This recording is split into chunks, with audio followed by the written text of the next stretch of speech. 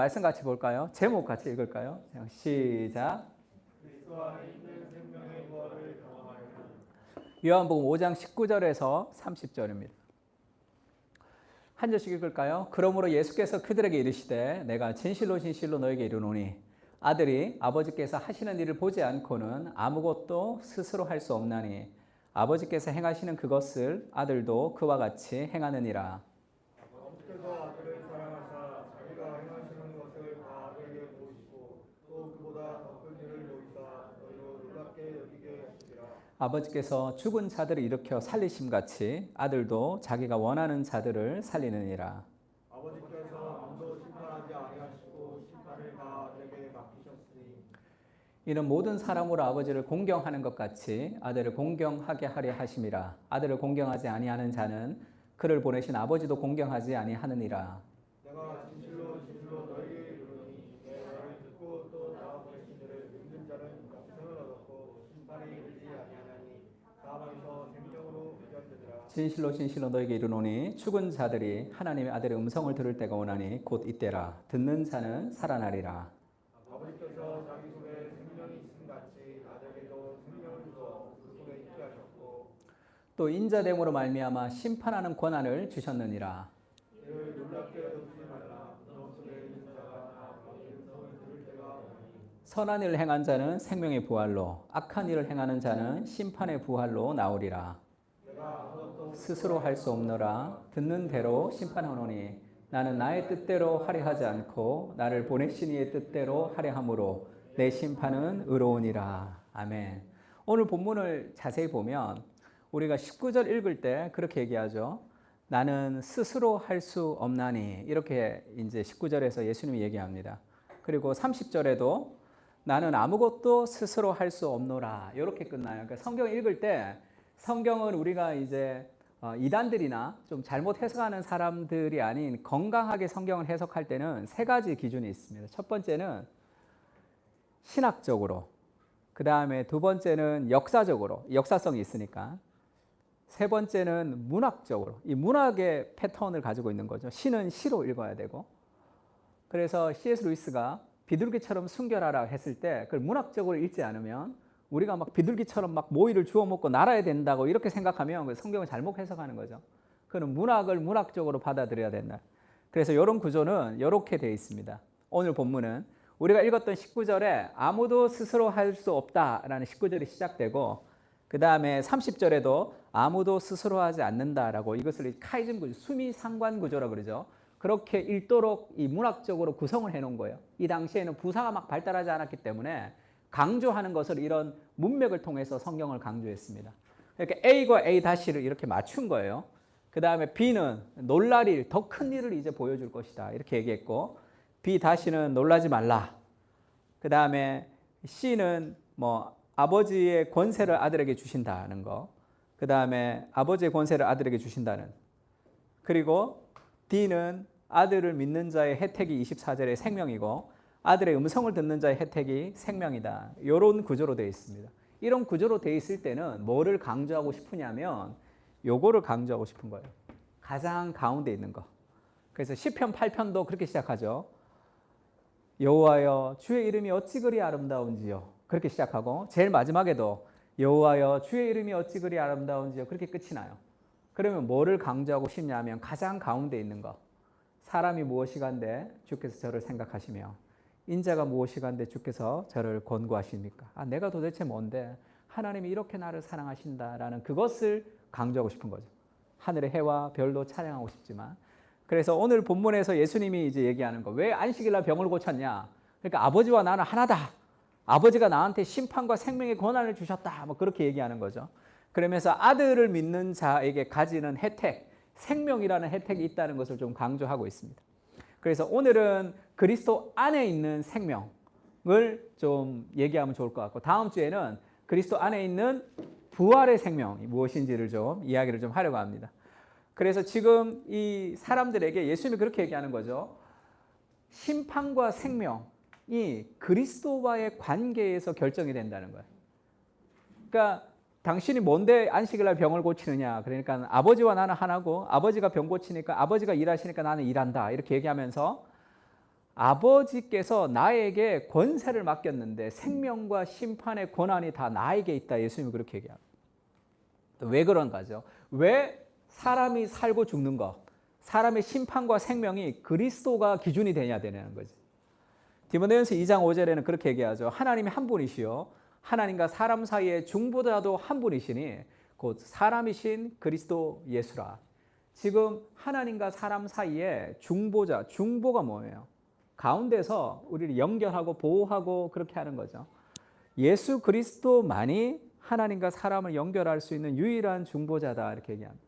그래서 구약에 보면 그 고라 자손이 막 반역할 때가 있어요. 고라 자손이 반역해서 왜 너만 하나님의 음성을 듣냐 모세에게 우리도 하나님의 음성을 듣는다. 왜 너만 하나님을 독점하느냐 하면서 이 반역을 일으킬 때가 있습니다.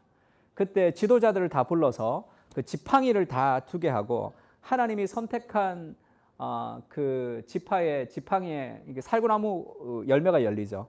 그게 이제 아론과 모세를 하나님이 세워주시는 건데 왜 그러냐? 아론과 모세가 뭐 그렇게 특별해서 하나님이 그 사람만 지도자로 세우고 나머지를 그렇게 지도자로 세우지 않느냐 하면 그것은 뭐를 가르쳐주기 위한 거죠? 하나님과 백성 사이에 중보자가 한 명이라는 것을 알려주고 싶은 거예요. 그러니까 그리스도를 예표하고 싶은 거라고. 모세가 특별하다는 것이 아니라 그래서 그리스도가 기준이 되는 거죠. 그리스도가 기준이 되고 생명과 심판의 기준이 그리스도가 된 날. 그래서 이 브릿지 예전에 제가 전도 많이 했을 때 브릿지 그러니까 인간이 하나님께 갈 수 없다는 걸 좀 알아요. 인간과 하나님 사이가 거리가 있다는 것을 먼저 알 필요가 있습니다. 그래서 뭐 그리스도가 뭐 다리가 된다 그런 이 전도지 있었죠. 이 내비게이터에서 나온 거. 영어도 잘 못하는 목사님이 영어를 왜 자꾸 올리냐 하면 저작권 때문에 혹시나 싶어서 제가 주로 이제 영어 것만 좀 가지고 오니까 너무 이렇게 영어에 대해서 너무 이렇게 심각하게 생각하지 않아도 돼요. 다. 그래서 제가 혹시 영어 있으면 다 영어. 혹시 저작권 걸릴까 봐 그럽니다. 그러니까 인간과 하나님 사이에 간격이 있다는 것을 기억해야 된다고. 그래야지 그리스도가 생명과 심판의 주인이 되는지를 알게 되는 거죠. 한번 읽어볼까요? 시작. 하나님과 우리 사이에 간격이 있음을 알라. 이것이 신앙의 첫 번째.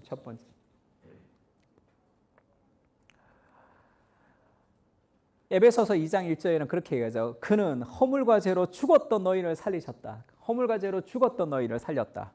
그리고 전에는 우리가 그 가운데 육체의 욕심을 따라 지내며 육체와 마음이 원하는 것을 하여 다른 이들과 같이 본질상 진노의 자녀이었더니 이것이 인간의 상태라. 인간이 하나님께 갈 수 없기 때문에 예수님이라는 중보자가 필요한 거죠. 그 인간의 타락한 상태를 얘기합니다. 본질상 진노의 자녀라는 거죠. 우리가. 그리고 이사야서에도 이런 얘기가 하죠. 내 생각이 너희 생각과 다르며 내 길이 너희 길과 다르다. 하늘이 땅보다 높은 같이 내 길은 너희의 길보다 높으며 내 생각은 너희의 생각보다 높다는 거예요. 이거를 정말로 인식하면 신앙생활이 굉장히 뭐라 그럴까요? 어떤 편해질 때가 있어요. 하나님의 주권을 인정한다는 것은 나의 죄인됨을 인정하는 거죠. 왜 하나님이 나한테 이러시지? 라는 것은 어떤 의미에서는 우리 안에 있는 그런 어려움을 토로하는 어떤 신앙의 고백이기도 하지만 그것이 너무 심해지면 하나님보다 내가 낫다라는 그런 삶의 교만이 그 속에는 포함되어 있습니다. 왜 일이 이렇게 되지? 그러면 이렇게 안 돼야 되는데 하나님이 이렇게 만들었다는 그런 느낌이 좀 있죠. 그러니까 하나님과 우리 사이의 간격이 이렇게 크다는 것을 좀 이해할 필요가 있습니다. 그러니까 지금 이게 모세고 시내산에서 지금 이 하나님이 임재하신 것인데 인간과 하나님의 간격이 너무 크잖아. 인간을 근데 그 하나님이 인간을 구원하고 싶단 말이에요. 그래서 인간이 하나님께 올 수 없기 때문에 하나님이 인간에게 내려오신단 말이에요. 근데 죄가 있는 사람은 하나님 만날 수 없죠. 그래서 하나님이 시내산 꼭대기에 내려오셨어요. 하늘에 계셨던 분이 시내산 꼭대기에 내려오셨어. 그래서 그 시내산 꼭대기에 하나님이 오셨다는 상징이 뭐냐면 그 구름 기둥이죠. 불기둥. 그래서 불기둥과 구름 기둥으로 인도하셨다 할 때 그것은 불기둥이 따로 있고 구름 기둥이 따로 있는 게 아니라 불기둥이 있고 그것을 둘러싼 구름이 있는 거예요. 그래서 낮에는 구름만 보이고 밤에는 불이 보이는 겁니다. 두 가지가 내비게이션 같이 오후 6시에 불기둥으로. 아침에 뭐 구름 기둥으로 바뀌는 게 아니라, 그러니까 그 불이 상징하는 게 하나님의 임재란 말이에요. 아무나 못 갔죠. 모세만 올라갔습니다. 아무나 못 가는 그 하나님의 거룩한 임재가 거기에 있었죠. 하나님이 찾아오신단 말이에요. 우리가 갈 수 없기 때문에. 그러다가 하나님이 거기에 계시면 안 되죠. 우리와 더 가까이 있고 싶어서 백성들이 사는 텐트에 하나님이 내려오신 거죠. 그게 성막이라고 해요. 성막. 거룩한 막, 텐트. 그래서 이스라엘이 그 살 때, 이스라엘이 행군할 때는 이 텐트 안에 있는 하나님의 언약궤, 법궤가 제일 먼저 나가요. 하나님의 말씀을 따라 뒤로 갑니다. 행군할 때는. 그러다가 멈춰 있을 때는 이렇게 멈춰 있어요. 진이 12지파가 3지파씩 모여 있고 가장 가운데 하나님의 성막이 있습니다. 그러니까 하나님의 말씀을 중심으로 살아간다는 뜻이 있겠죠. 근데 이 성막이 있는데 여기가 누가 있죠? 이 성막 주변에 있는 사람들이 레위 지파들이 여기 있어요. 레위 지파들이. 아론의 자손 제사장은 성막에서 일하고 레위 지파들은 지금 여기 있다. 왜 여기 있죠? 하나님이 백성 가운데 가까이 오고 싶어서 내려오셨지만 죄인은 하나님께 나갈 수 없단 말이에요. 그래서 하나님께 오는 것을 막는 거예요. 지금 레위인들이. 아무나 함부로 하나님을 범접하지 못하도록. 그러니까 하나님의 마음에는 딜레마가 있는 거죠. 백성을 사랑해서 그들과 함께 있고 싶지만 죄인은 하나님과 가까이 할 수 없단 말이에요. 그래서 가까이 있고 싶지만 아주 멀리 있는 그런 하나님의 심정적으로는 가까이 있지만 함께 다가갈 수 없는 그런 모습을 지금 그 성경에서는 보여주고 있습니다. 그러니까 하나님이 그 인간과의 그 간격을 좀 줄이고 싶어 하시는 거죠. 그래서 모세마저도 이때는 모세가 막 하나님께 중보하면서 하나님을 만나는 예수 그리스도의 중보자의 그림자이긴 하지만 모세도 그림자일 뿐이에요. 완전하지 않단 말이야. 그러니까 모세가 하나님에게 그렇게 얘기합니다. 모세가 원하건대 주의 영광을 내게 보이소서 이렇게 얘기해요. 주의 영광을 보면 다 죽는 그때에 하나님의 영광을 보고 싶습니다. 모세가 그렇게 고백합니다. 여호와께서 그렇게 말씀하시죠. 내가 내 모든 선한 것들을 너의 앞에 지나가게 하고 여호와의 이름을 네 앞에 선포하리라. 나는 은혜 베푸는 자에게 은혜를 베풀고 긍휼히 여길 자에게 긍휼을 베푸니라. 그래 내 영광을 네게 보여주겠다 이렇게 얘기합니다. 또 이르시되 네가 내 얼굴을 보지 못하리니 나를 보고 살 자가 없음이라. 하나님의 영광을 보고 싶어서 모세에게 하나님의 영광을 나타내 주긴 하는데 그 영광을 나타내면 보면 죽는단 말이에요. 죄인이 하나님의 영광을 볼 수 없으니까. 그래서 여호와께서 또 이르시기를 보라 내 곁에 한 장소가 있으니 너는 그 반석 위에 서라. 그 반석에 지금 그 모세를 세우는 반석이 그리스도를 상징하는데 그리고 나서 그렇게 얘기하죠. 내 영광이 지날 때에 내가 너를 반석 틈에 두고 내가 지나도록 내 손으로 너를 덮었다가 손을 거두리니 네가 내 등을 볼 것이요 얼굴은 보지 못하리라. 저는 이게 그 20대 초반에 내가 큐티하다가 이 출애굽기를 발견했어요. 그래서 제가 제목에다가 하나님과 모세의 숨바꼭질 그렇게 내가 제목을 적었던 기억이 있습니다. 영광을 보고 싶습니다. 그러니까 하나님께 영광을 보여주고 싶어. 보여주면 죽어. 그래서 하나님의 그 반석 틈에다가 모세를 세워두고 손으로 덮는죠. 여호와께서 지나가시다가 손으로 모세의 얼굴을 눈을 싹 가리는 거야. 그러면서 하나님의 영광이 지나가죠.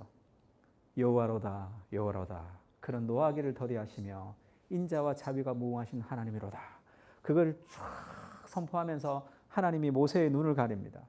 그리고 하나님이 지나가. 그리고 지나가고 나서 손을 떼주는 거죠. 네가 내 얼굴은 보지 못할 것이고 내 등을 볼 것이다. 이렇게. 아까 성경을 어떻게 읽으라 그랬어요? 신학적으로, 역사적으로, 문학적으로 읽어야 되겠죠. 아, 하나님이 얼굴이 있구나. 하나님이 등이 있구나. 그러면 그러면 뭐 이상해지는 거죠. 하나님의 얼굴, 하나님의 손, 하나님의 등 하면 정말 하나님의 등이 있는 게 아니라 하나님의 영이신데 어떻게 육체가 있을 수 있겠어요? 그것은 신인 동형론, 신인, 하나님을 인간의 모습으로 표현해서 하나님의 어떤 성품을 우리에게 계시해 주고 싶어하는 문학의 방식이죠. 여호와의 손이 나타났다 하면 그건 하나님의 능력을 상징하는 거죠. 여호와의 얼굴을 보지 못했다. 하나님의 그 영광을 직접 보지 못하고 등을 봤다는 것은 뭔가 이 모세 시대에 모세가 중보자이긴 하지만 완전하지 않은 중보자라는 걸 보여준단 말이에요. 그러니까 그런 시대였죠. 모세마저도 하나님을 직접 볼 수 없는, 그렇게 인간과 하나님 사이에는 그런 간격이 있었습니다. 그 영광을 직접 볼 수는 없었어요. 근데 요한복음 보면 그렇게 나오죠. 요한복음 1장 14절 같이 읽어보겠습니다. 시작.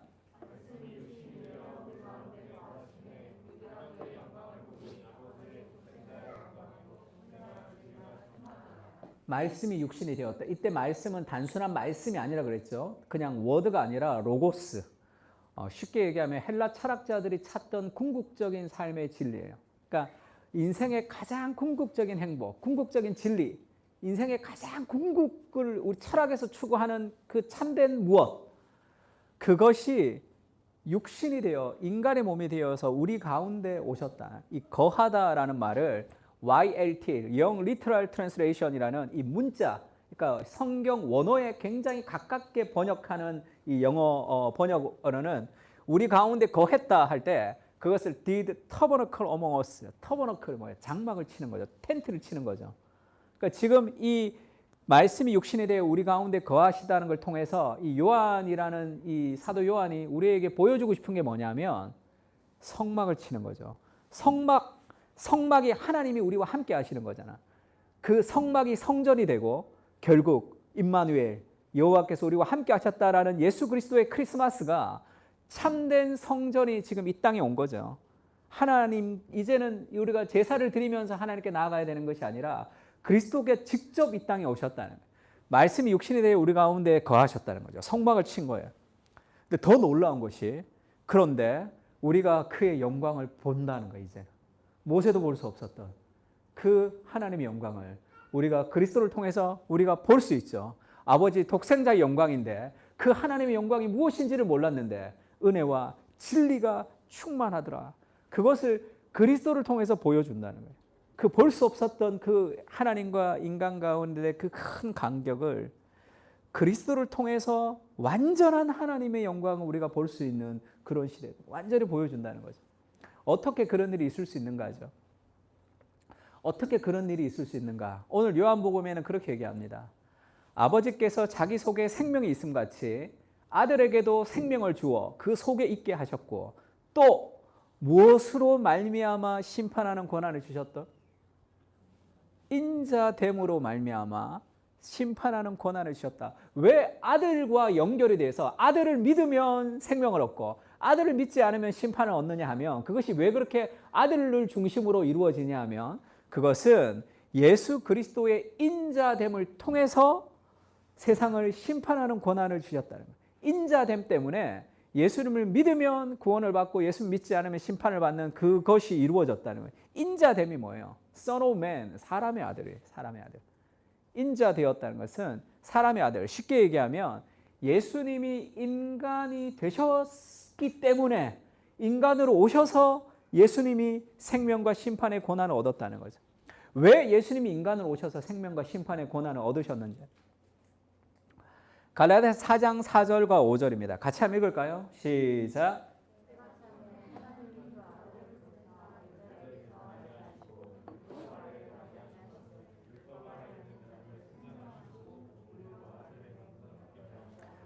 예수님이 이 땅에 오실 때 때가 찼어요. 그래서 하나님이 그 아들을 이제 이 세상에 보내셨죠. 여자에게 나게 하셨습니다. 마리아에게 나게 하셨죠. 태어났죠. 그리고 그 여자에게 나게 하신 것을 율법 아래에 나게 하셨다. 그렇게 얘기해요.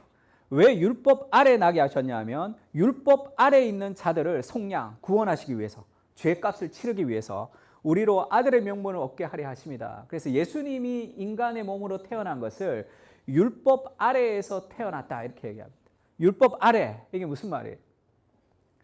KLB, 이게 공동번역이에요. 공동번역에 보면 예수님이 율법 아래 태어나게 하신 것을 율법의 지배를 받게 하셨습니다. 이렇게 번역했어요. 때가 차서 자기 아들을 보내어 여자에게 태어나게 하셨는데 율법의 지배를 받도록 예수님을 태어나게 하셨다는 거죠. 그러니까 이게 무슨 얘기냐면 율법의 지배를 받는 것이, 그것이 도대체 무슨 말입니까? 갈라디아서 보면 이런 말씀이 있어요. 무릇 율법의 행위에 속한 자들은 저주 아래 있나니 기록된 바 누구든지 율법책에 기록된 대로 모든 일을 항상 행하지 아니하는 자는 저주 아래 있는 자라 하였습니다. 율법책에 율법에서 이거를 지켜라 이것을 지켜라 하는 그 율법이 있죠. 그것을 하나라도 지키지 않으면 저주를 받는단 말이에요. 그게 하나님의 법을 어기는 거죠.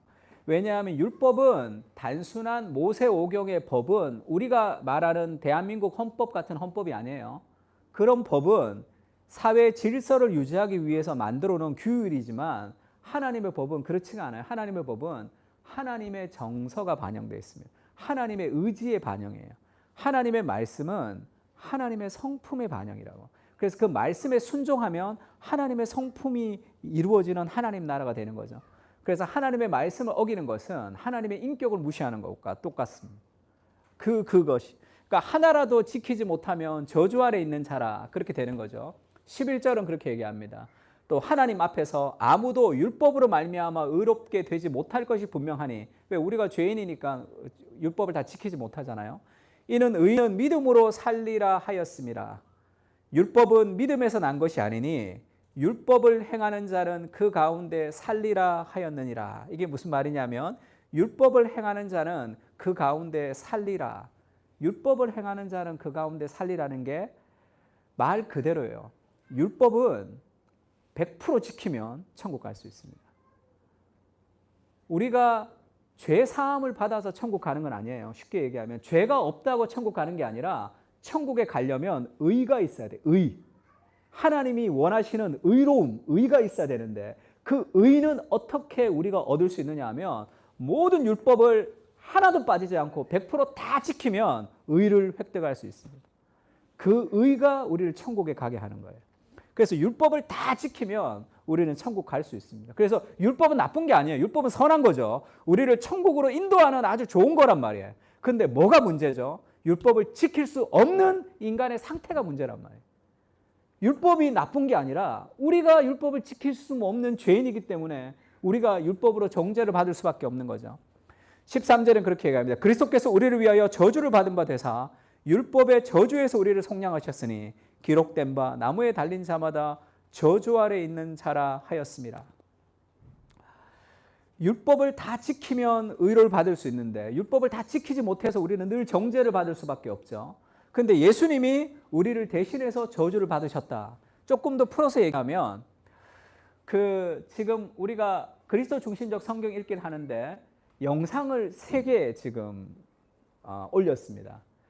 지금 창세기 1장부터 15장까지 이정규 목사님이 해설하는 게 하나 있었고 15장부터 마지막 절까지 이제 이춘석 목사님이 강의한 거 월요일 목요일 이제 내일엔 이제 그 출애굽기 이제 들어갈 텐데 그 다음에 그 전에 성경 개관이라고 영상 하나 올렸는데 본 사람 성경개관 안 보면 안 돼요.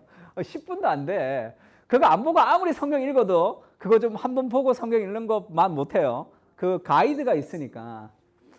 거기 보면 지금 이 장면이 있어요. 이 장면, 그 다음에 이 뒷장면이 이제 그 성경 개관을 보면 다 나오는 장면이에요. 뭐, 안 볼 수도 있지, 뭐. 안 볼 수도 있지. 오케이. 좋습니다. 오늘 다시 가서 한번 보세요. 그러면 훨씬 더 성경의 개관이 된다. 예수님이 세례를 받으시죠. 세례는 원래 누가 받아요? 죄를 사하는 거잖아. 예수님이 죄가 있습니까? 없습니까? 죄가 없잖아. 죄가 없는 예수님이 세례를 받을 필요가 없죠. 근데 세례를 받는단 말이에요. 그러니까 죄가 없는데 왜 세례를 받아야 되느냐. 그게 막 궁금해야 돼. 성경 읽으면서. 그게 하나도 안 궁금하면 그건 뭐 우리가 성경을 잘 이해를 못 하겠죠. 왜 예수님이 세례를 받지? 죄가 없으신데. 그래서 세례 요한도 당신이 왜 세례를 받습니까? 막 말리죠. 이것을 행함으로 모든 의를 이루는 것이 합당하다 이렇게 얘기해요. 예수님이. 의를 이루는 것이 합당하다 이렇게 얘기해요. 예수님이 왜 세례를 받으셨죠? 예수님은 죄가 없기 때문에 자기 인간으로 오셨지만 죄 없는 예수님은 세례 받을 필요가 없어요. 그러나 죄인으로 세례를 받았다는 것은 우리를 대신한 거예요. 죄 있는 인간을 대신해서 대표해서 예수님이 세례를 받으신 거란 말이에요. 그리고 나서 바로 마귀에게 시험을 받으러 갑니다. 세례받음과 마귀에서 시험 받는 것은 연속적이에요. 모든 복음서가. 그러면 시간순이라는 거죠. 세례를 받고 바로 성령께서 인도하셔서 광야로 가셔 시험을 받습니다. 그 연결되는 거죠. 세례와 지금 시험이라는 것은. 예수님이 시험을 받을 때 어디서 받으셔요? 어디서 시험 받아? 여기가 장소가 어디예요? 광야 그렇죠. 광야죠, 광야. 며칠 동안 굶으셨어요? 40일 40일 동안 굶었단 말이야. 광야 40일, 광야 40일 하면 뭐가 막 떠오르죠? 40년 광야에서 방황했던 그 이스라엘이 떠오른단 말이에요.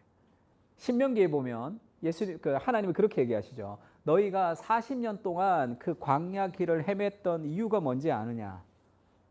그 40일 동안 너희가 헤맸지만 너희가 의복이 닳지 않고 이 신발이 닳지 않고 발이 부르트지 않았다. 왜 그런지 아느냐? 그 40년의 기간은 그들에게 어떤 심판의 기간이기도 하지만 정화의 기간이죠. 새롭게 하는. 사람이 떡으로 살지 않고 하나님의 입에서 나오는 모든 말씀으로 살려 하려 함이라. 그게 광야에서 하나님이 이스라엘에게 가르쳐주고 싶었던 레슨이었단 말이에요. 그 이스라엘이 그것을 실패했죠. 예수님이 그것을 대신해서 실패한 이스라엘을 대신해서 새 이스라엘로 광야에 가서 그 시험을 승리하셨단 말이에요. 그거를 예수를 믿을 때 내가 승리한 것처럼 간주해 주시는 거죠. 내가 못하기 때문에 예수님이 다 해주셔서 그거를 나한테 주셨단 말이에요. 그게 구원이죠. 그래서 우리가 봤던 그 성경 개관에는 이렇게 설명했습니다. 그래서 내가 그 개관 보면서 이거 보고 사람들이 알까? 이거 보고 설명 안 해도 알까? 그 생각을 좀 했는데 이스라엘의 홍해를 건넌 사건이 예수님이 세례를 받은 사건이었다 이렇게 얘기합니다. 요거 설명은 좀 복잡하니까 이렇게만 알고 있으면 돼요. 고린도전서 지금 10장을 얘기하는 거죠. 모세가 홍해에서 세례를 베풀었다 얘기했던 바울의 얘기를 얘기합니다. 이 홍해에서 이 구원받았던 사건이 예수님이 세례를 받은 사건. 그러니까 이스라엘과 이 이스라엘을 동일시 그 이스라엘을 가지고 온 거예요. 쉽게 얘기하면 예수님이 인간을 대표했다가. 그리고 이스라엘의 40년 광야 생활과 예수님이 40일 동안 시험 받으심을 통해서 예수님을 새 이스라엘이다 이렇게 표현했습니다. 이거 약간 신학적인 표현이고, 그러니까 타락한 우리를 대신해서 우리를 대표해서 죄인이 아닌데 죄인을 대표해서 세례를 받으시고 이 시험을 받으시면서 우리를 대신해서 승리하신 거예요. 그거와 마찬가지예요. 학급 대표들이 나가가지고 뭐 골든벨 같은 거 할 때 그 대표가 이기면 이 전체가 이기는 경우가 있잖아요. 뭐 탁구 칠 때도 마찬가지죠. 단체전 같은 거 할 때는 막 나는 졌지만 마지막에 누가 딱 이기면 그 단체가 금메달 따는 거 있죠. 그렇게 예수님이 가신 거예요. 우리는 다 졌는데 마지막 그 사람이 가서 지금 그것을 완전히 회복시켜서 우리가 한 편이 되었기 때문에 예수님의 승리를 우리의 승리로 가지고 온단 말이에요. 이것을 웨스트민스터 신앙고백서에는 그렇게 얘기합니다. 우리가 장로교회, 우리가 이제 교인 서약, 여러분들 세례 받을 때 공부했죠. 세례 공부. 뭐로 공부했는지 기억납니까? 세례 안 받았어 다? 세례 받을 때 뭐를 공부를 했을 거야 아마. 그게 뭐 노란색 뭐 소책자 가지고 공부했을 텐데 그게 대부분 웨스트민스터 소유리 문답을 가지고 공부하든지 아니면 세례 문답 가지고 공부해요. 그게 다 여기에서 기초된 웨스트민스터 신앙고백서에서 기초한 것을 가지고 우리가 다 세례를 받습니다. 거기에 이제 8장의 5절에 보면 이런 말씀이 있어요.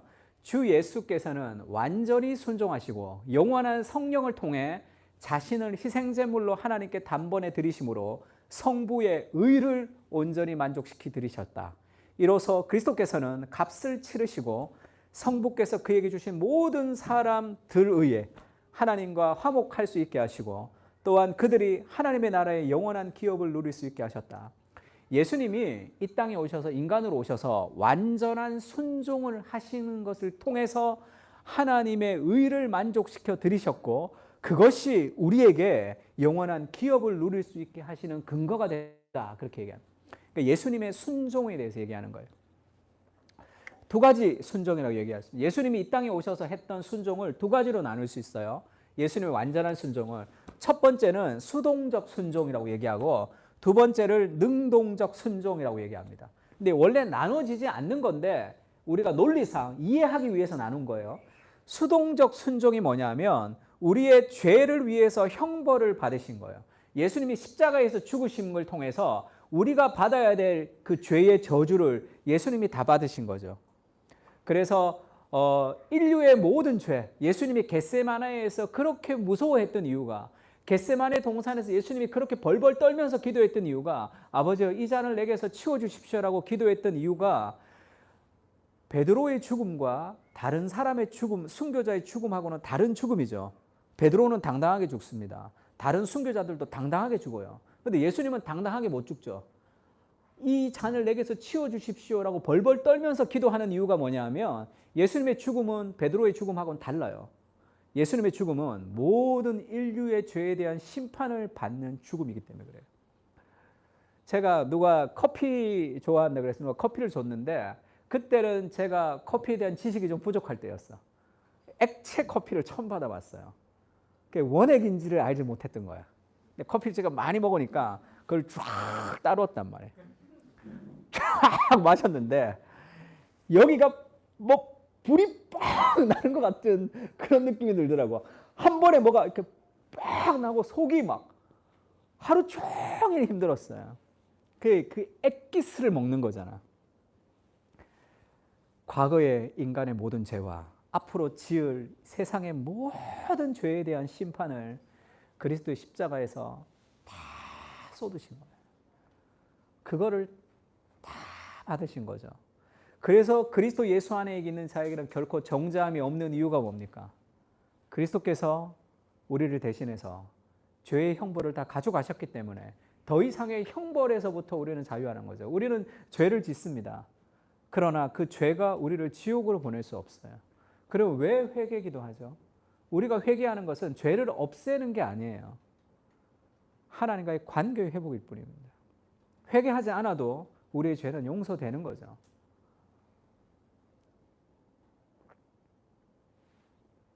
그게 수동적 순종이에요. 그리스도의 십자가에서 그 고통을 당하시면서 예수님이 죽으신 것이 우리의 모든 죄의 형벌을 다 가져가셨어요. 그러니까 우리가 죄로부터 자유합니다. 형벌로부터. 그러나 죄가 없는 것으로 천국 갈 수 있다고 얘기 안 했어요. 죄가 없는 것으로 천국 갈 수 없습니다. 의가 있어야 돼요. 의가. 의는 율법의 요구를 100% 만족시켜야지만 얻을 수 있는 의죠. 그래서 예수님이 태어나시면서부터 죽을 때까지 인간을 대표해서 오신 예수님이 태어나셔서 돌아가실 때까지 모든 율법의 요구를 우리를 대신해서 다 지키신 거예요. 죄가 없는 예수님이. 그것을 갈라디아에서는 때가 참에 예수님이 하나님이 그 아들을 여자에게 나게 하시고 율법의 지배를 받는 상황에서 태어나게 하셨다는 것은 인간을 대표해서, 그러니까 인간의 몸을 입고 예수님이 오신 것이죠. 예수님에게 모든 율법의 요구를 다 받는 것이 쉬운 것만은 아니었습니다. 능동적 순종이라는 것은 하나님께서 요구하신 율법의 요구를 다 행하신 거예요. 그래서 예전에 제가 이거를 잘 모를 때는 왜 예수님이 33년을 사셨을까가 궁금했어. 그냥 태어나서 딱 돌아가시면 우리를 구원하지 않나? 예수님의 피만 있다면, 예수님의 피가 필요하다면 그냥 태어나서 예수님이 딱 십자가에 죽으면 되잖아. 피를 흘려서 우리의 죄를 구원하면 되잖아. 우리의 죄를 구원하는 것만으로 구원이 완성되지 않는 거죠. 의가 필요합니다. 그 의를 우리가 지킬 수 없기 때문에 우리를 대신해서 인간이 되신 예수님이 모든 율법의 요구를 다 지키신 거예요. 그래서 우리가 그리스도를 믿을 때 두 가지가 있는 거죠. 우리의 죄는 예수님이 가지고 가셨어요. 전가되어서 예수님이 죽으신 것이 죄에 대한 심판을 내가 다 받은 거예요. 내가 정말로 형편없는 죄인인데 교도소에서 형을 다 살고 나온 거야. 이제는 그것으로는 내가 다시 감옥에 가지 않아도 되는 그 형벌을 예수님이 다 받아주셨단 말이에요. 그래서 나는 그 형벌이 없는 사람이 됐다. 깨끗한 사람이 되었단 말이에요. 그리고 나서 그리스도께서 율법을 다 지키셔서 이루셨던 그 의가 믿음으로 우리에게 전가된 거죠. 그래서 우리가 받은 구원을 뭐라고 그럽니까? 이신칭의라 그러죠. 이신 칭의 할 때 이신 믿음으로써 칭의 의롭다 함을 칭함을 받은 거죠. 내가 정말로 행위가 의롭기 때문에 의롭다고 칭한 것이 아니라 예수님의 의가 우리에게 오고 우리의 죄가 예수님에게 갔단 말이에요. 그것을 예수님이 이루신 거죠. 우리를 구원하기 위해서. 그 죄를 해결하시고 그래서 그리스도의 모든 인생은 우리를 위해서 헌신한 인생입니다. 나의 모든 기쁨이 그들에게 있도다. 시편은 그렇게 얘기하죠. 예수님의 인생의 전부를 나를 구원하시는데 다 사용하시고 그것을 기뻐하셨다는 거예요. 그래서 내가 진실로 진실로 너에게 이르노니 내 말을 듣고 나 보내신 이를 믿는 자는 영생을 얻었고 심판에 이르지 아니하나니 사망에서 생명으로 옮겼느니라. 진실로 진실로 너에게 이르노니 죽은 자들이 하나님의 아들의 음성을 들을 때가 오노니 곧 이때라. 듣는 자는 살아나리라. 이제 왜 예수 그리스도를 믿을 때 우리가 구원을 받고 예수 그리스도를 거부하는 것이 왜 우리가 심판인 모든 사람은 다 심판 아래에 있는데 그것을 그리스도께서 다 이루어 주셨단 말이에요. 그 삶의 헌신을 통해서 이루어 주신 거죠. 그래서 예수님을 믿을 때 그것이 우리의 것이 되는 것을 그것을 신비적 연합이라고 합니다. 신앙생활에 있어서 정말로 중요한 개념이에요. 예수님을 믿을 때 예수님과 내가 연합이 되는 거예요. 신비적으로 연합이 돼서 그래서 내 죄가 그리스도에게 그리스도의 그 의가 우리에게 온단 말이에요. 우리가 오늘도 찬양했지만 살아계신 주. 모든 종교와 기독교가 다른 점은 종교는 그 창시자가 죽고 그들의 교훈을 가지고 그 교훈을 내 삶에 적용해서 내가 오늘 내 삶을 그 사람의 교훈에 맞도록 살아가는 거 그것이 다른 종교죠. 큐티를 그런 식으로 하면 안 돼. 기독교는 뭐죠? 기독교는 죽은 교훈을 따라가는 것이 아니라 지금도 살아계신 그 하나님과 생생하게 연합되어 있는 그 신비로운 연합 가운데 함께 생활한다는 거예요. 그거를 성경은 그렇게 얘기합니다. 요한복음 15장 4절 5절 같이 읽을까요? 시작.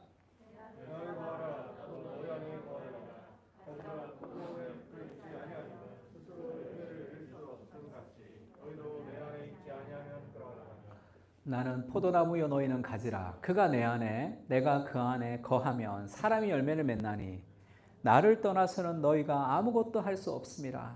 저희 그 평생의 그런 어떤 이 가지고 있는 구절인데 나를 떠나서는 너희가 아무것도 할 수 없음이라. 그러면서 왜 우리가 그리스도를 떠나면 아무것도 할 수 없냐면 그리스도와 우리는 떨어질 수 없는 관계라는 거예요. 나는 포도나무여 너희는 가지다. 가지가 붙어 있지 않으면 생명을 유지할 수 없다. 이것이 그리스도와 우리의 연합을 얘기해요. 그 다음에 또 뭐로 비유합니까? 그리스도는 머리고 너희는 몸이다. 그건 뭐를 얘기하고 싶은 거예요? 이 연합이 뗄래야 뗄 수 없는 연합을 얘기하는 거죠. 그리고 또 부부로 얘기하죠. 그리스도가 신랑이 되고 교회가 신부가 되는 그리스도 몸이 신부가 되는 그것도 뗄 수 없는 연합을 상징하는 거죠. 그래서 내 안에 거하라 나도 너희 안에 거하리다를 GNB라는 성경이 있습니다. 굿뉴스 바이블이라고 아주 이제 초등학생들 읽는 그런 쉬운 성경인데 그 성경에서는 united 연합했다 이렇게 표현했죠. 정말 잘 표현한 거죠. 나와 그리스도가 연합됐다는 거예요. 이 신비적인 연합이죠. 이거를 좀 잘 이해할 필요가 있는데 첫 번째는 그 그리스도와 나와의 신비적 연합을 우리가 어떻게 착각을 하냐 하면요. 그 도교 같은 거. 그래서 우리가 뭐 그 힘든 사람들, 셀럽들 보면 명상을 많이 하잖아. 명상 같은 거 하면서 이제 명상의 이 그 절대 가치가 뭐냐면 무념무상. 생각을 비우는 거죠. 근데 무념무상이라는 거 그렇게 되지가 않아요. 생각을 비우는 것 자체가 생각이기 때문에 생각이라는 건 비울 수 없어요. 뭐로 채워야지만 비워지는 거죠. 빨간 기린을 생각하지 않으려면 노란 코끼리를 생각해야지만 이게 바뀔 수 있어. 아, 빨간 기린 생각하지 마라, 생각하지 마. 지금 한번 해볼까? 어떻게 되는가? 그게 계속 남아있단 말이에요. 아, 죄를 죽여야지. 그렇게 해서 죄를 이길 수 없는 것처럼.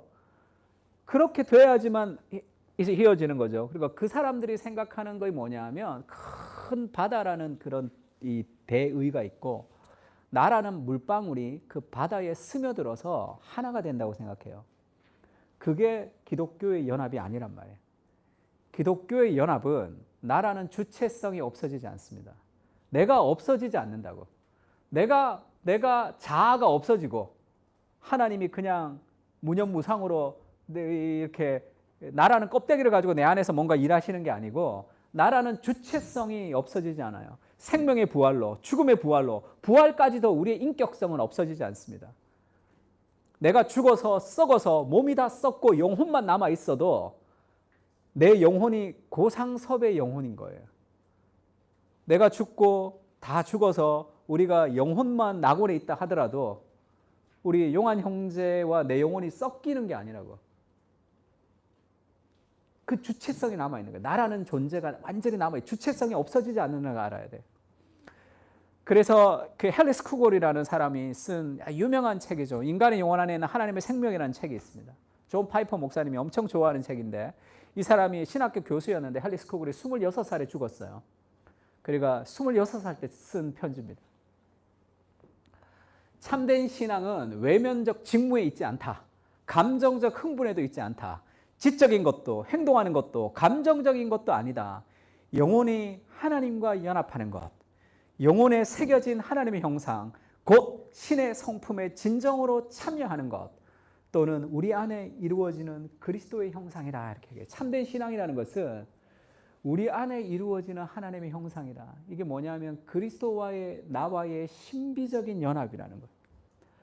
나라는 주체성이 없어지지 않기 때문에 어떻게 연합하느냐 하면 그리스도가 우리의 마음에 하나님의 사랑을 부어주십니다. 내 안에 계신 성령께서 나를 떠나지 않으시면서 지속적으로 끝없이 그리스도의 사랑을 우리에게 부어주신단 말이에요. 그 사랑에 설득되어서 자발적인 기쁨을 가지고 자기를 희생하며 순종하며 살아가는 자발적인 순종으로 그리스도와 연합이 이루어진단 말이에요. 나는 하고 싶지 않은데 그리스도가 나를 마음대로 그렇게 하지 않는단 말이에요. 나에게 원함, 나라는 주체성이 없어지지 않도록 나라는 자발성을 통해서 하나님이 우리를 인도하시죠. 그러면 자발성으로 인도하려면 하나님의 사랑을 우리에게 부어주신단 말이에요. 그리스도의 십자가를 통해서 성경을 묵상하면서 하나님의 사랑이 확 우리의 마음에 들어온다고. 내 안에 계신 성령께서 그 하나님의 사랑을 우리에게 깊이 느끼게 해주신단 말이에요. 그 사랑을 깊이 느낄 때 우리가 자발적으로 그리스도 안에서 순종하는 사람으로 스스로 자신을 희생할 수 있는 거죠. 고린도후서 5장 14절에 이런 말씀이 있습니다. 같이 한번 읽을까요? 시작.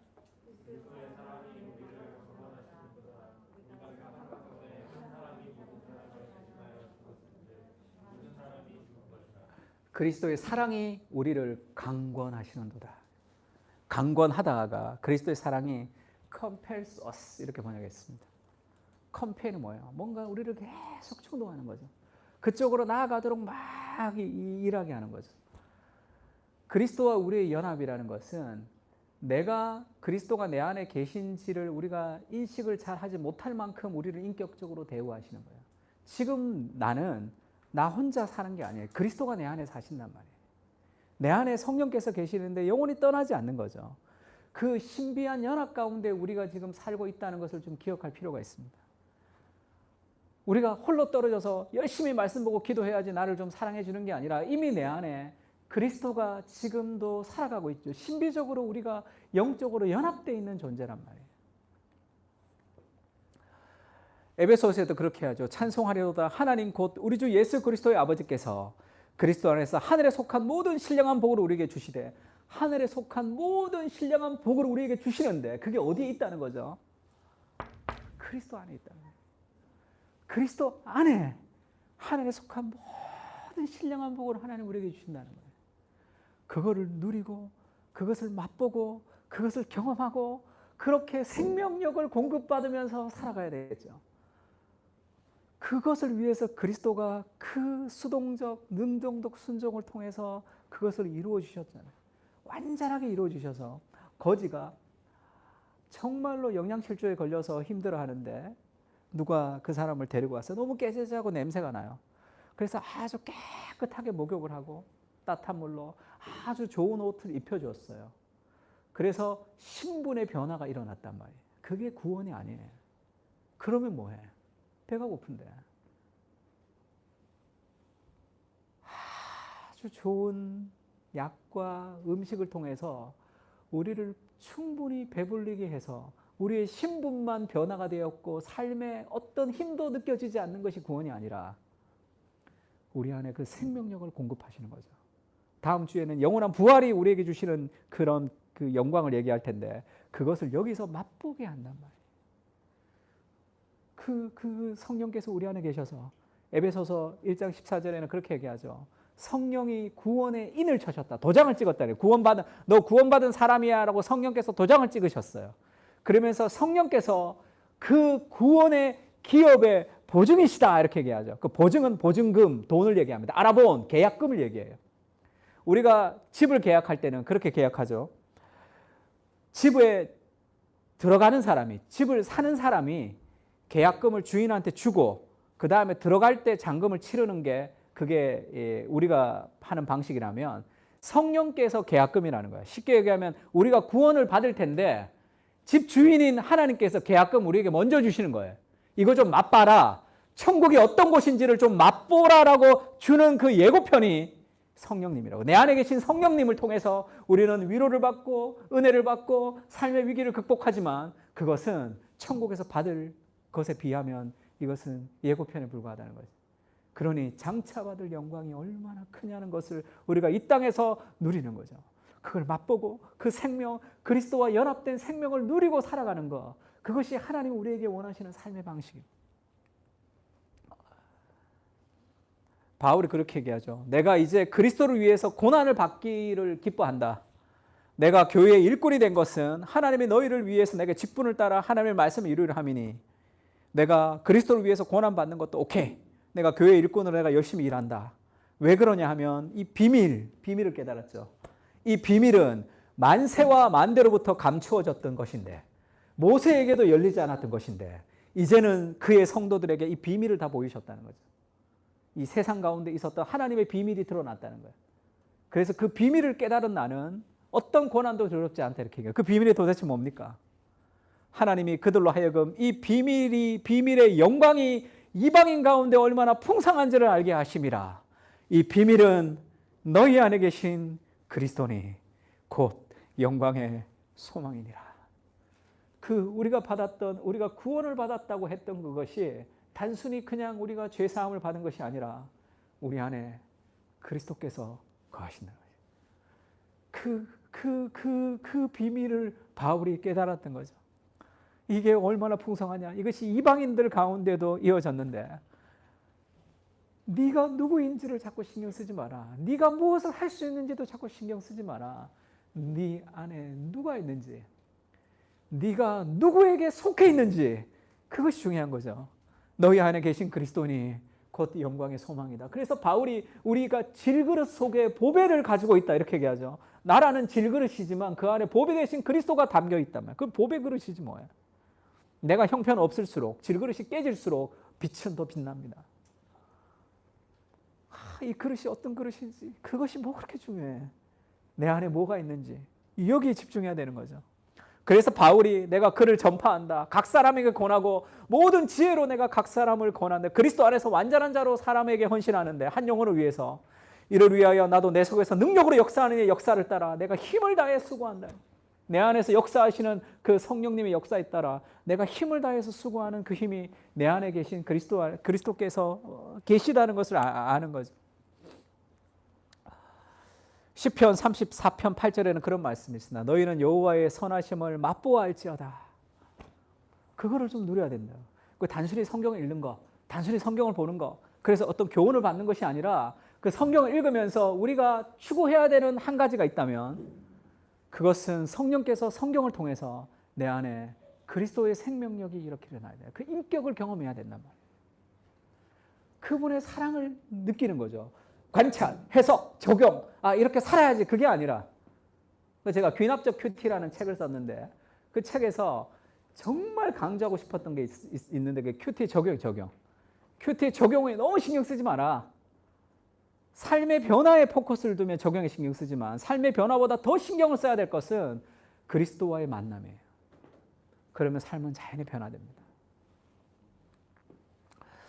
제가 요즘 팀켈러의 기도를 읽으면서 기도하는데 팀켈러의 기도에 보면 P.T. 포사이스가 쓴 글이 있었어요. 그렇게 표현했습니다. 이 사람이 기도에 대한 글을 쓴 사람이에요. 기도에 대해서 글을 쓴다는 것이 어렵고 심지어 두렵기까지 한 일이다. 마치 언약궤에 손을 대는 기분이랄까. 하지만 영원히 살아계셔서 중보하시는 주님은 그 노력마저도 기도하는 법을 더 잘 알게 해달라는 기도라고 너그럽게 받아들여 주실지를 모르리이다. 자기가 기도에 대해서 글을 쓰는데 기도를 이렇게 하라고 글을 쓰는 게 너무 두려운 거야. 자기도 뭐 이렇게 잘 기도하지 못하니까. 그러니까 기도에 대해서 글을 쓰는 게 언약궤에 손을 대는 것 같이 두려운 일이지만 그래도 하나님이 그래 네가 기도를 조금 더 열심히 하려고 노력하는구나라고 하나님이 좀 기쁘게 받아주실 것이다. 그렇게 이제 기도에 대해서 글을 썼어요. 제가 이 글을 읽으면서 기도하는데 그런 느낌이 이렇게 확 들었습니다. 내가 지금 기도할 수 있다는 것, 기도를 통해서 하나님을 만날 수 있다는 것도 사실 죄인인 내가 언약궤를 만지는 것 같은 그런 두려움 가운데 있어야 되는 것이 정상이죠. 하나님을 만날 수도 없고 하나님께 나아갈 수도 없는 그런 죄인인 내가 기도할 때 하나님이 내 기도를 들어주시고 나의 기도를 기뻐하신다는 것이 이게 얼마나 감격스러운 일입니까? 그리스도가 이루신 그 의가 하나님을 우리가 경험할 수 있게 하는 거죠. 기도하는데 막 가슴이 뜨거워졌어요.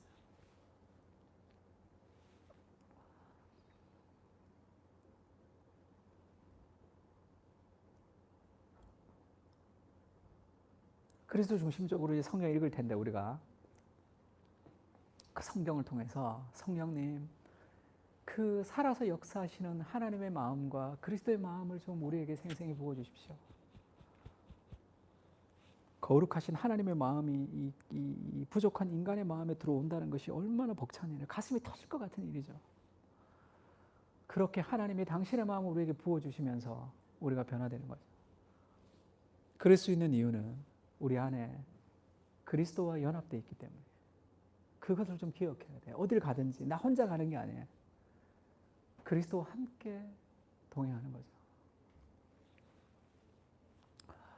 예전에 조용기 목사님 그랬다는데 성령님 설교하러 나가시죠. 그리고 나가 설교했다는데 너무 오버한다고 생각해요.